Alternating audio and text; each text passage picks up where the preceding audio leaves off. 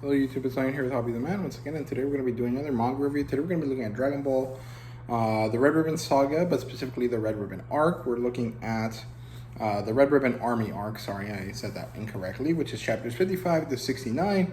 And I'm going to skip all the book facts because at this point you know what Dragon Ball is, if you have been following me through all of the videos that I've been doing.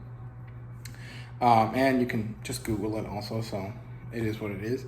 The premise of this specific arc is basically that Goku is looking for Grandpa Gohan's 4-star Dragon Ball and actually ends up getting into his first conflict with the Red Ribbon Army, which I don't remember if Pilaf is part of or not.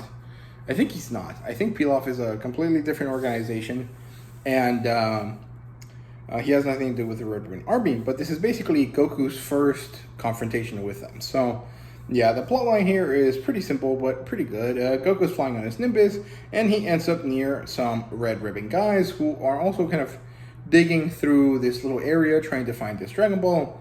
And Goku finds it first because he has Bulma's Dragon Radar, and that one is actually a much better radar system than the one that Red Ribbon Army has.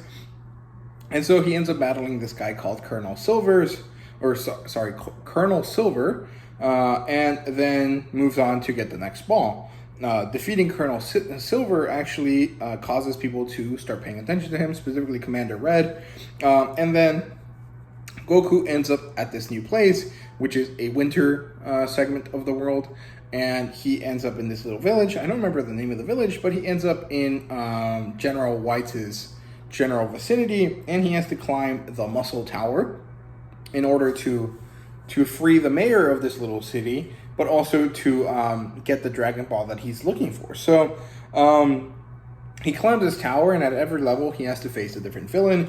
And first we get to see Major Metatrillion, who is a Arnold Schwarzenegger Terminator looking guy, and he's actually an android because Red Ribbon Army is really into robots for some reason. Then he ends up fighting the purple ninja. I can't remember his name, but he was something purple. And there was actually 5 of them. And it was a pretty funny fight. I had a lot of fun with that one specifically. Then he meets Android 8, which is actually a Frankenstein-looking guy. And he actually ends up being a very nice person. He is an android that is not evil or actually looking to fight. He seems to have, a lot of self-realized kind of preferences, right? Which is pretty cool. And then he ends up fighting the Jiggler, which is this like snot monster. And that fight was also pretty fun. Overall, this isn't really getting very serious.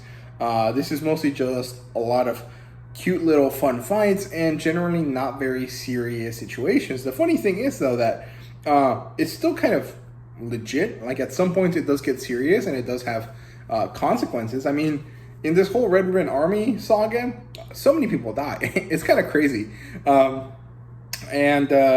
he fights General White, and he wins, of course. And he eventually moves on, saves the little village. Android number 8 gets adopted by the mayor of the city. And then Goku goes on to the city in the west to visit Bulma. And that's all that really happens here. In terms of characters, we meet a bunch of Red Ribbon guys. None of them really matter because they basically die immediately after being shown. And they become irrelevant, so yeah. There's a few little villagers that are kind of nice here. There's the little girl that initially saves Goku, her mother, and I think her dad as well shows up at one point. And you also get to meet Bulma's mother and father at the end of the arc, when Goku is finally in her house. And they're pretty funny people as well. I quite like them a lot. In terms of world building, we basically just get introduced to the Red Ribbon Army, and we get to learn about androids. And we get to see that some of them are completely evil, like Metatrillion, and some of them are pretty nice, like Android number 8. We also get introduced to some new capsules, and I think this is the first city that we go to, which is the city where Bulma lives in. I don't remember the name of it, though. Art-wise, it's really good. There really isn't much to say. There really hasn't been an evolution in the art style quite yet.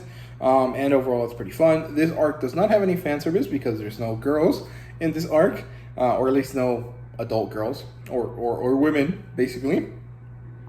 And in terms of rating, it's a 4 out of 5. I had a lot of fun reading it, and it's a really charming little arc, and it's probably one of the better ones in this saga. So yeah, that's all I really have to say about this first part of the saga. The Red Ribbon Army arc is all right. It's not a very long arc or anything like that, but it is enjoyable, and it was really fun. So yeah, there really isn't anything major here to really discuss. So I hope you guys enjoyed the video. If you did, please like, subscribe, and comment down below. Let me know what you thought. And thank you guys very much for watching. See you guys later.